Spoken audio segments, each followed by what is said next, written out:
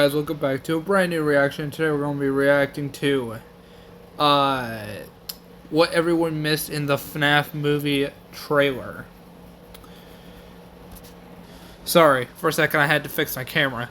But yeah, what everyone missed in the FNAF movie trailer. FNAF 2 movie trailer. By Film Theory. So yeah, let's not waste any more time and get straight into the reaction. I want to take everything we've seen up until now and see if this trailer shines a new light on that information.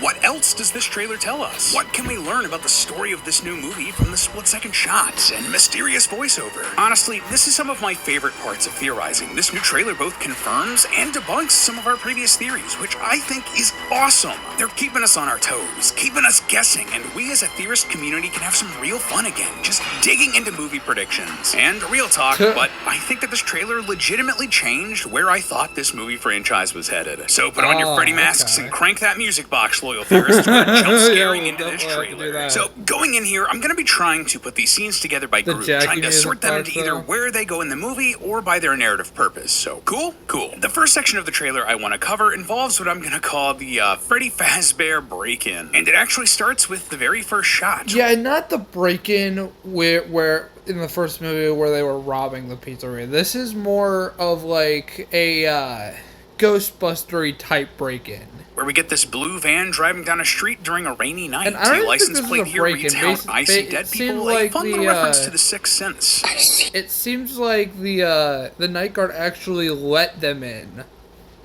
So, but another fun reference? Well, the van is but basically identical to the one we see in Security Breach and in Secret of the Mimic. Now, I don't think that's really significant or anything like that. Secret of the Mimic takes place in the 70s, Security Breach in the 2020s, and we're pretty sure these movies are set in the early to mid-2000s, so it's just a fun reference. Anyway, we then see a group of characters led by a woman played by actress McKenna Grace step out of the van with flashlights, clearly looking to break into Freddy Fazbear's Pizzeria. She explains that this was the original Freddy's location, while the one we saw in the first film was a franchise location.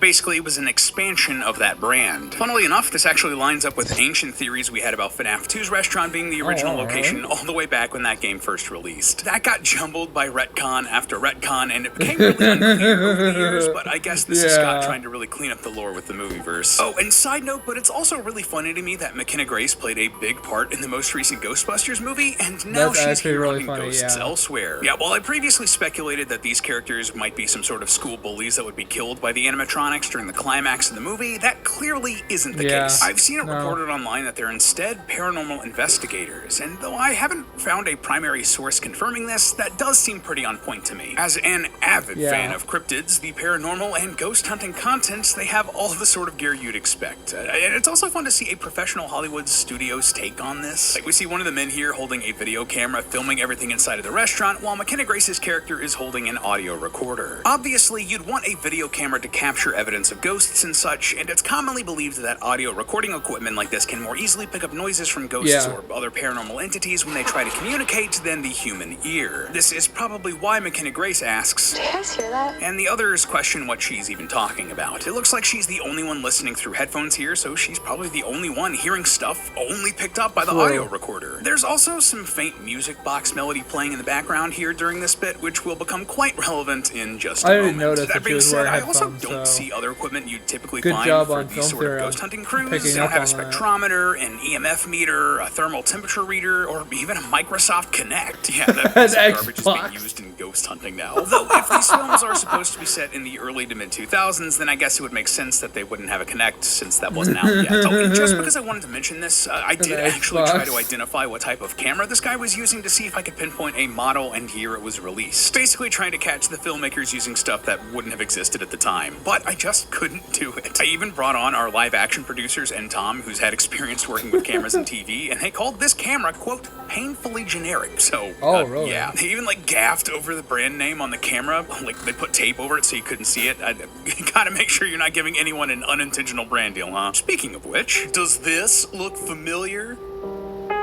Well, you need Gamer Subs. If you guys want to check out their sponsorship, make sure to go check out the original video.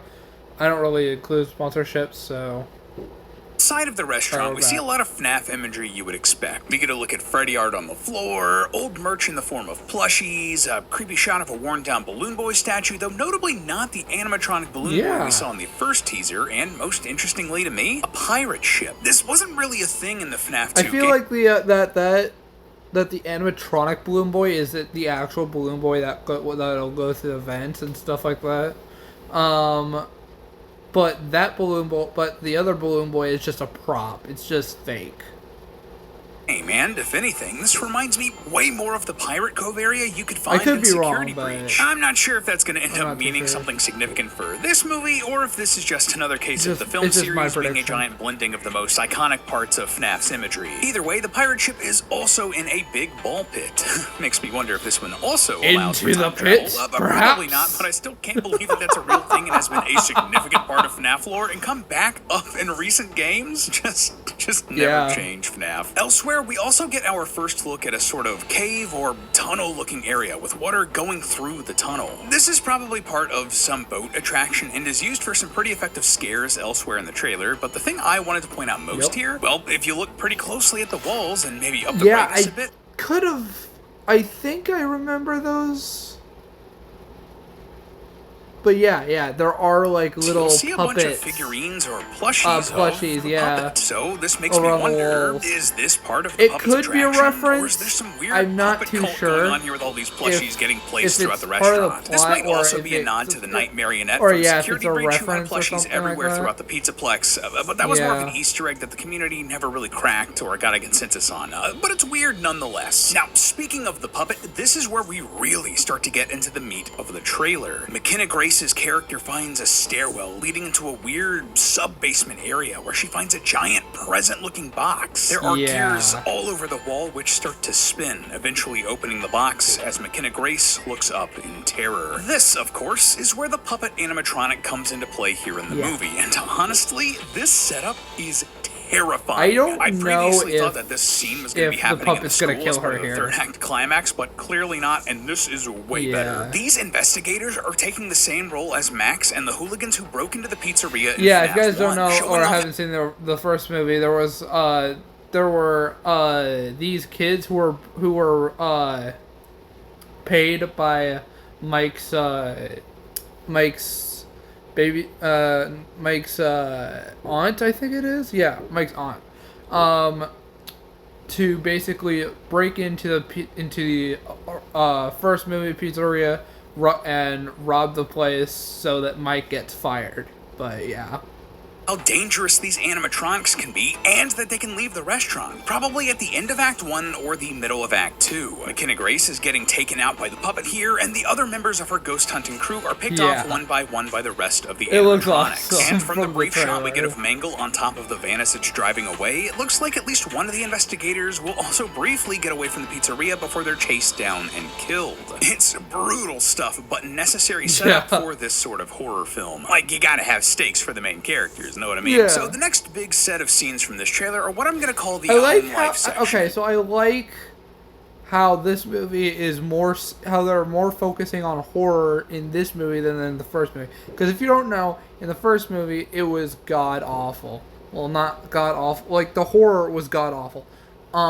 It was barely scary. Involving Mike, Abby, and Vanessa just trying to live their best lives. Like, for was example, a good we get a sequence of Mike and it was Vanessa alright. out at It wasn't dinner. the best. This is clearly a pretty nice restaurant. I feel like this one's going to be a lot scarier. But either way, this is really giving the... what were you saying? For example, we get a sequence of Mike and Vanessa out at dinner. This is clearly a pretty nice restaurant, or maybe just an Olive Garden. It's kind of hard to tell. But either way, this is really giving the energy of a romantic date to me. Vanessa wonders if this is what being normal feels like, and Mike comments that they're both doing fine. They've been through a lot. And you know what? I agree. Not everyone gets stabbed by their serial killer dad. That's incredibly traumatic. And it looks like Vanessa is feeling some PTSD because of it. There's another shot of Vanessa laying on a bed, clutching her stomach roughly where Afton stabbed her in the previous movie.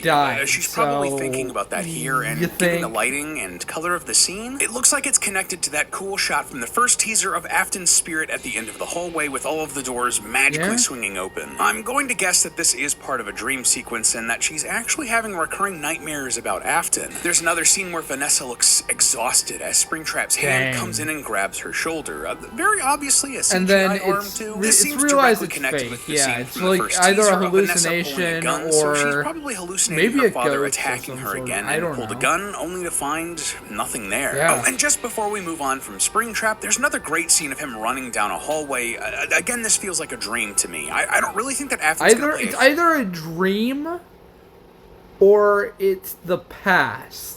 Either one. Huge role in this particular story, but they probably wanted Matthew Lillard back for the name recognition and to set him up as the main antagonist for whatever they're gonna do for FNAF 3. Back to the restaurant, Vanessa asks about Abby, and Mike says that she has good days and then days where she misses her ghostly friends. So right off the bat, that's interesting because the way this conversation is framed implies that Vanessa hasn't seen or talked to Mike and Abby for a while. Otherwise, why would she be asking about how Abby's doing? So this means that she and the Schmidts sort of went their separate ways for a bit, or that this isn't long after she got out of the hospital. We then see a shot of Abby building a little toy animatronic. This is a fun nod to the full-size toy animatronics we're going to be seeing elsewhere in the film. And it's also a bit of supporting evidence for our previous theory that someone has come in and bought the Freddy IP. I mean, Afton doesn't really seem like the type to be making deals. And Afton's not alive anymore, with, is he? Mattel or Hasbro to make these sorts of toys, and Abby certainly didn't build this and cast the Chica shell out of plastic herself. Someone made and sold that toy. We also see that Abby still draws the animatronics a lot. I quite like that there's this cute little recreation of the scene where they all built the fort and then I hated that scene. Get on the ground inside of it together from the first movie. There's also a much darker drawing here of Abby along with either Golden Freddy or Original Freddy. It's kind of hard to tell. The color's a little ambiguous. It is both ears, but it's also recreating a scene with Golden Freddy. Either way, this drawing he's holding the hand with Abby, so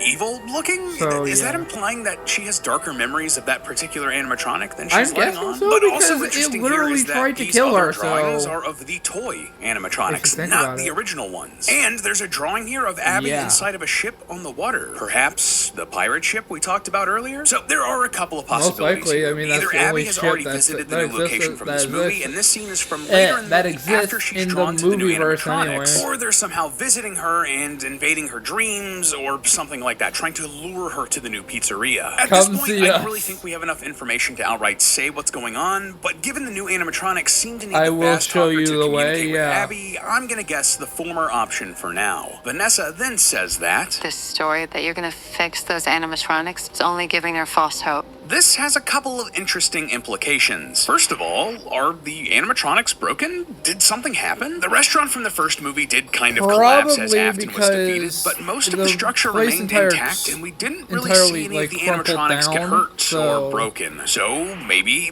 either these are older models that also have the souls of the kids in them, or they're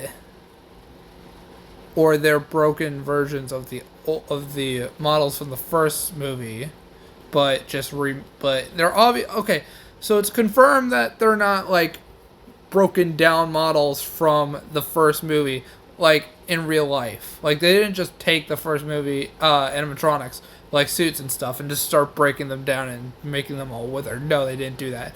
They recreated entirely new suits specifically for this movie.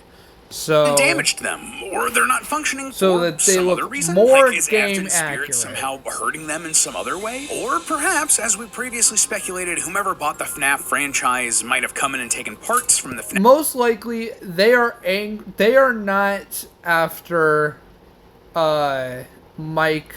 They are not after Vanessa. Who they are after is still Abby. They still want Abby to be their friend. To be one of them.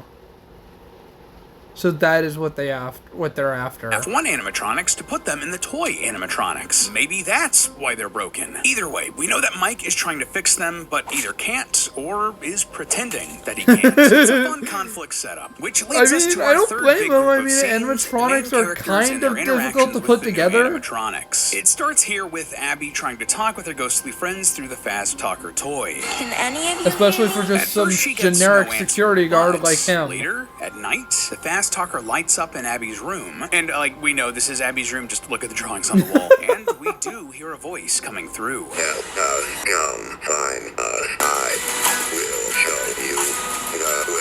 Just to get this out of the way, it looks like Mike and Abby may have moved into a nicer house that they're fixing up, or Yeah. at least that's what's implied here, because Because this this house is here in the not trailer the same is not the same house one from the first movie. film. No Anyway, way. the spirits are now There is communicating no through the way. fast talker, and this directly connects with the shots we see of Abby riding up to the sister location from both this trailer and the first teaser. But something else big here, the voice says, Come find us. "Come find us." Remember, at the very end of the credits of the first movie, we hear the letters spelling out "Come find me," all while the Yeah. puppet's music box is playing. Which That implied that the puppet was asking... we originally thought "come find me" meant for Garrett talking to Michael to come find him.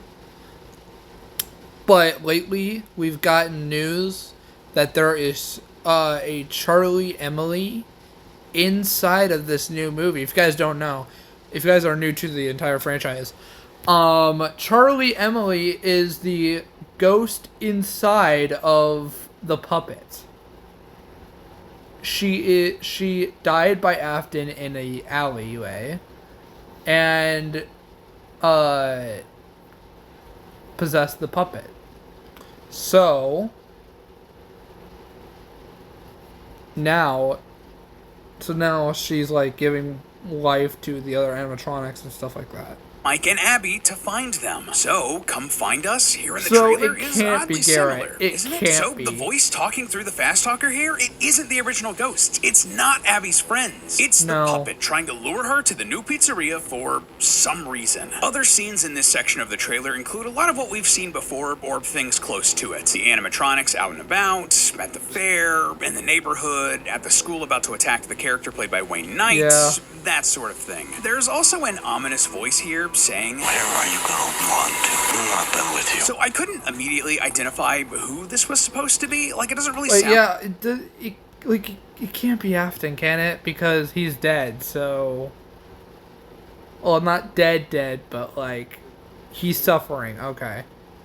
similar to Matthew Lillard and Afton to me, even though the dialogue does make me think of him. So, not 100% on who this is supposed still to be could yet. be I just don't think Afton. we have I'm enough not too information. sure. Either way, we also get It our could first either be look at the Afton withered or animatronics, Chica, Henry. Foxy, and Bonnie. Now, these are... Chica, Foxy, and they're Bonnie, weird. yeah. Given what we've talked about here with the animatronics from the first movie potentially being stripped for parts, I did have the thought that maybe these are supposed to be those animatronics. So that would make sense why they're like broken down now. But that being said, they do look really different. I also asked Tom about this just to get his opinion, and he wasn't 100% sure if that could be the case. But just because they do look so different, he and I agreed that these are likely different robots. So that means we have 3 sets of animatronic robots at play here. The original FNAF 1 robots, the toy animatronics, and the withered ones. So And the movie franchise is gonna get as big as the game franchise, isn't it? Oh my god, there's gonna be so many franchise got animatronics. really big, really fast, huh? And Wait finally, until we Tom, have Ultimate Custom Night the movie. Oh my things god. out. We completely expected it, That's but gonna Vanessa be and Mike will be hilarious. coming to visit the pizzeria at some point. There's an awesome shot of the pair getting approached by Balloon Boy in the water of the pizzeria's tunnel, and a couple Just of basically incredibly Afton's effective shots howl. of the puppet stalking Vanessa. Honestly, those 2 shots have to be some of my favorites of the whole freaking trailer. The fact that you can't see the puppet completely and that it's like out of focus, Yeah. chef's kiss, man. And of course, there's the money shot of Mike in the pizzeria's office with Yep. no doors. We hear the laugh of a child as So animatronics this close is in a on problem that a lot of people had. I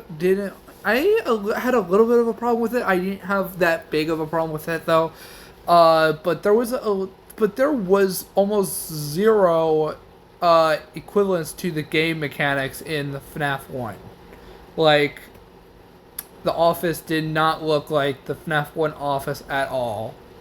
This one does look a little bit different, but relatively at least similar to what the FNAF 2 office does look like. So, Mike, he looks You know? down at a Freddy Fazbear mask and thinks, There's no way that'll work. but he tries Yep. it anyway, And and it it works. does work. This is, of course, the main mechanic of the FNAF Yeah. 2 video game. Here, you had to try to use a Freddy mask to try to trick the animatronics and their facial recognition child protection software to make them think that you were one of them so they'd Yep. leave you alone. Not sure how much of that will be in the actual movie beyond this one scene, but they had to include it somewhere, right? Otherwise, I mean, what would even be the point of adapting FNAF 2? Now, if you watch the trailer, you may have noticed that I've have left a couple of things out so far. And hey, good eye, I did indeed strategically leave out a couple of moments and didn't dive into them specifically because it's really the key to the whole big plot of the movie. Why? Well, because of this line right here. Some little girl got murdered here. McKenna Grace's paranormal investigator mentions that a little girl was killed in this restaurant. And if you know guess who anything that about little that lore, girl this can is? only be pointing to one person. Charlie Emily, yeah. If you don't know, Charlie, or Charlotte, was the daughter of Henry Emily, Afton's business partner in the lore. Afton killed Charlie here at this original location.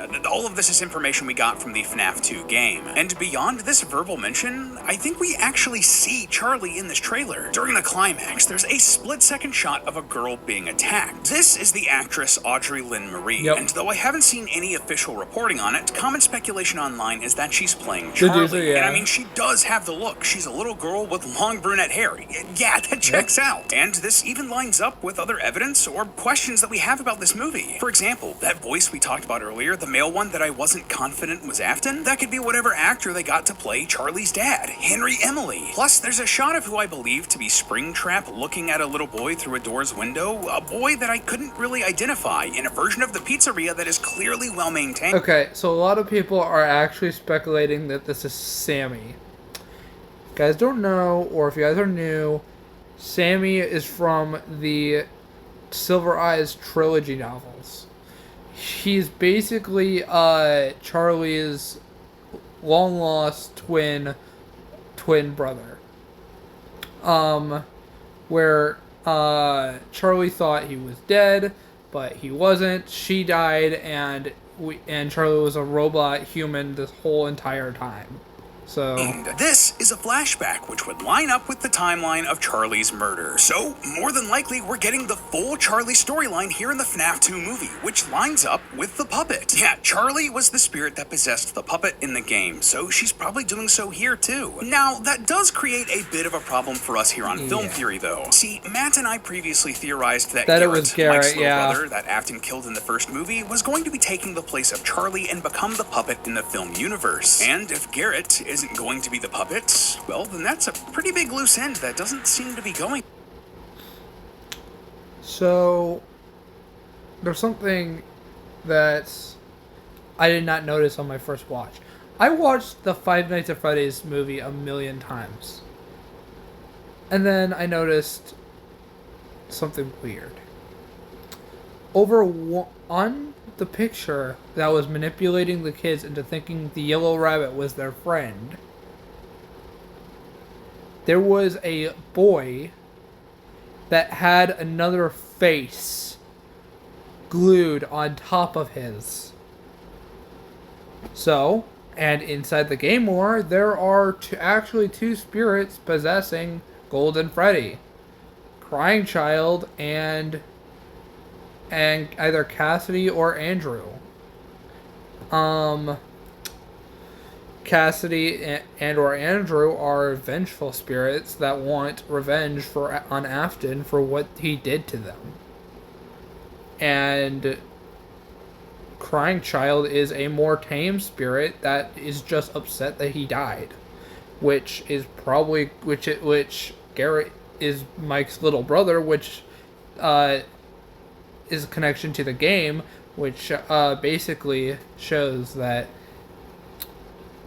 Garrett is going to be Crying Child in these movies. So anywhere. They will probably be addressing what happened to Garrett in this movie series. But if Garrett isn't going to be the puppet, then who's he going to be? Well, I do have a pretty good idea about that. But, well, this video is already way too long. I know, it really sucks when we have to break videos into parts, but this script is already almost 4,000 words long. And I know Tom also has a big FNAF video that the editors are working on, and this just can't be any longer, even if I wanted it to be. But please, subscribe, because next week we are going to be doing a deep dive into who Garrett is and all of the evidence backing that up. But until then, remember that it's all just a theory. A film theory. And cut. Up next on Film Theory, the Walton Files are back. One of the scariest...